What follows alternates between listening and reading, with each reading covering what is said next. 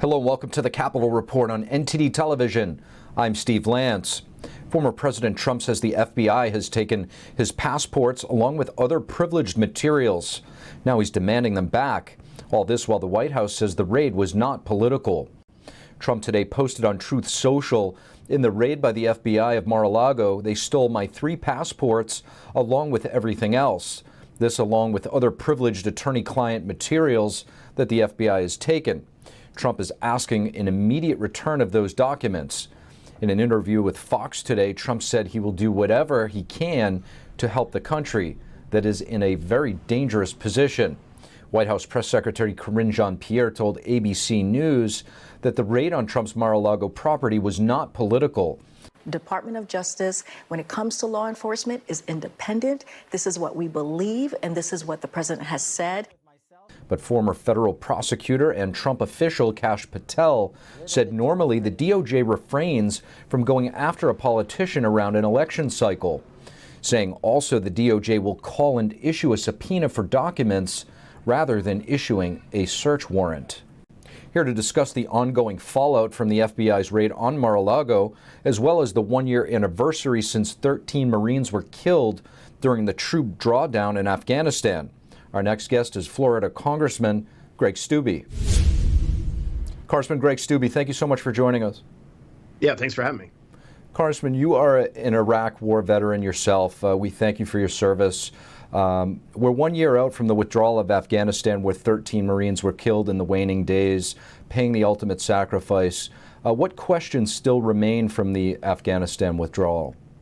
Well, as you and I sit here having a conversation over a year later, there's still Americans stuck in Afghanistan, and we have no answers as to who they are. Are they attempting to get out? The last time Secretary Blinken was at the Foreign Affairs Committee, he stated there was like 40-something, 100-something that wanted to get out, and there was another report that 800-something were taken out over the last year. So obviously their numbers don't match up. Their numbers have never matched up. How many Americans are still stuck behind enemy lines dealing with the Taliban to get out, and how many of them were killed by the Taliban? How many operators that were Afghan nationals that assisted our service members were killed after the takeover?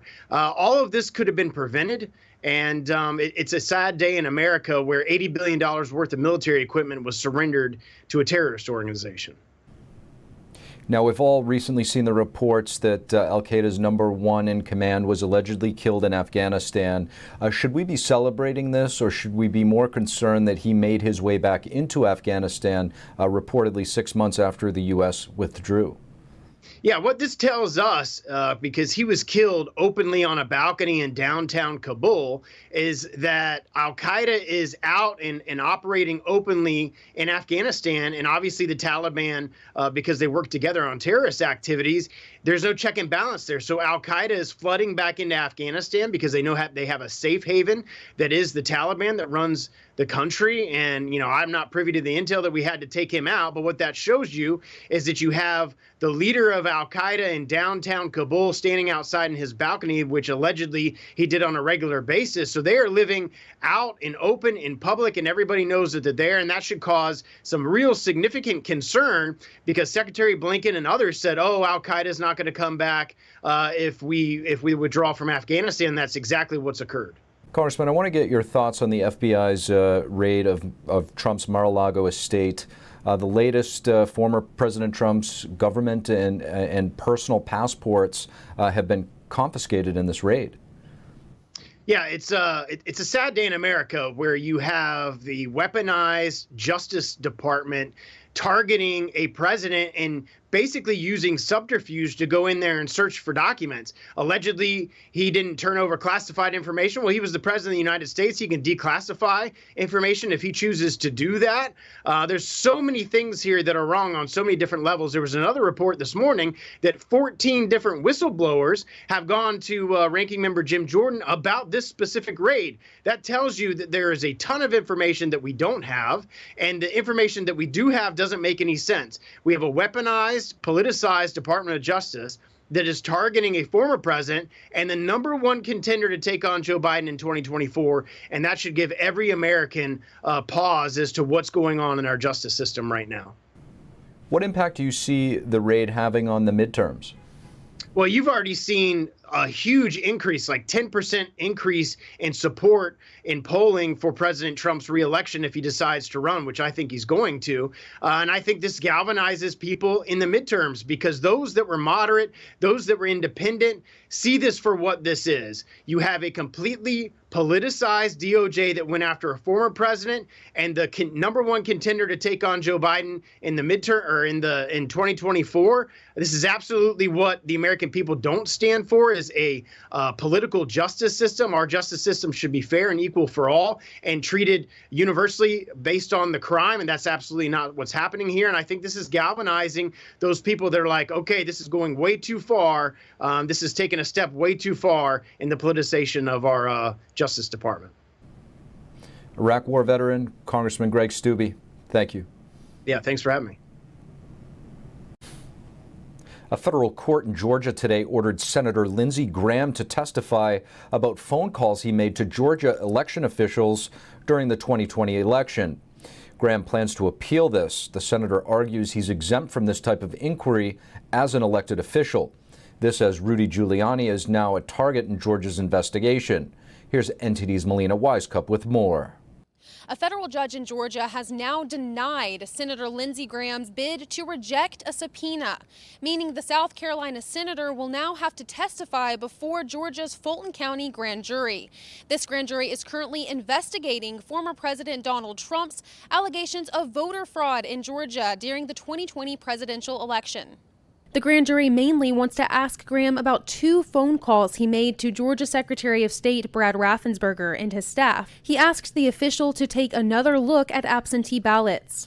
Senator Graham appealed the first subpoena, saying his inquiries were legitimate since he had to vote on certifying the election. Senator Graham went to federal court and relied on the Constitution in arguing that, hey, you can't call me in to testify because what I would be talking about would be privileged information as part of my legislative duties. That federal judge, Judge May, rejected that argument completely and said, you've stepped outside of your role when you made these calls to the Secretary of State in Georgia. The judge ruled that the Fulton County District Attorney has shown, quote, extraordinary circumstances and a special need for Senator Graham's testimony. Attorney Willis, a Democrat, opened the investigation in 2021 and has subpoenaed Graham and Representative Jody Hice, as well as 5 others, focusing on alleged misconduct among allies of former President Donald Trump related to the 2020 election. Graham is required to testify next week on August 23rd. But this could change if the senator appeals the ruling as expected. Senator Graham, I think, has already indicated through his office that they're going to continue to challenge this. If so, they have to seek permission to challenge it in front of the 11th Circuit Court of Appeals, which is here in Atlanta. Melina, this court order for Senator Graham to testify in Georgia comes as prosecutors in the state are ramping up the pressure on Rudy Giuliani's testimony. What can you tell us about Giuliani's involvement here? So Rudy Giuliani is the personal lawyer of former President Trump, and Georgia prosecutors are now labeling him as a target of this investigation. Giuliani was on the front lines. He was one of the key players in Georgia trying to expose what they were calling election fraud. He testified to the Georgia legislature. Specifically, he showed a video that revealed what they were saying was evidence of election fraud. We all remember that suitcase of ballots from Fulton County where former President Donald Trump, Giuliani, and others were pointing to that as clear evidence of election fraud. So this is something where the district attorney in Fulton County is really honing in on and trying to get more information about why he made these allegations and possibly his ties to former President Trump during that time when they were really amping up that grassroots efforts to overturn those 2020 presidential election results. Now, what's different in Giuliani's case here versus Senator Lindsey Graham is that Giuliani is not able to rely on the same constitutional protections that Senator Lindsey Graham is saying that he has as an elected official to avoid testifying. So Giuliani is expected to testify to this grand jury later this week after previously delaying his court appearance last week due to a health issue. So he will be there later this week, but his attorneys say he will try to guard conversations between himself and former President Donald Trump. Steve, back to you. NTD's Melina Wisecup reporting. Three top-ranking House Republican lawmakers sent a letter to FBI Director Christopher Wray today. They said Wray used a taxpayer-funded government plane to travel to his New York vacation home. The lawmakers said in the letter, "You reportedly departed on the FBI's Gulfstream 550 jet, an agency aircraft initially intended for counterterrorism use, to make the 1 hour and 12-minute journey to Saranac Lake.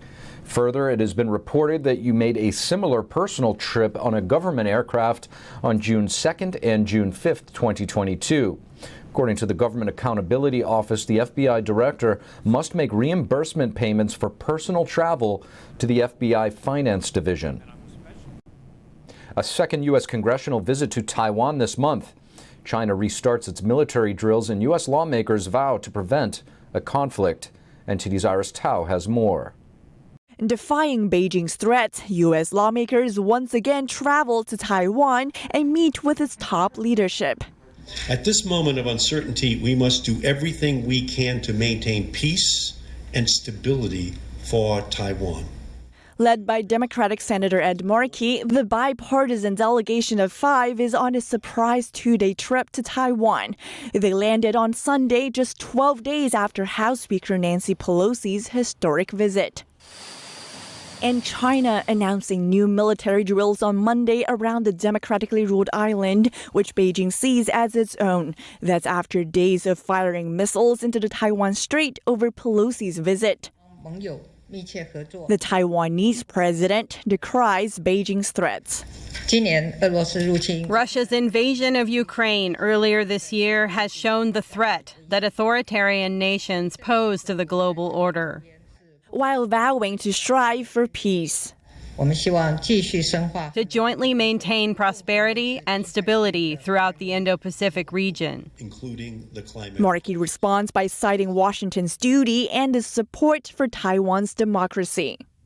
We have a moral obligation to do everything we can to prevent an unnecessary conflict. And Taiwan has demonstrated incredible restraint and discretion during challenging times. This as Taiwanese officials say the visit, second in a row, again sends a clear message to Beijing. Their visit also proves that China cannot stop politicians from any country from visiting Taiwan. Iris Tao, NTD News. Thank you for watching the Capitol Report. If you want to see our full broadcast, check us out at epochtv.com.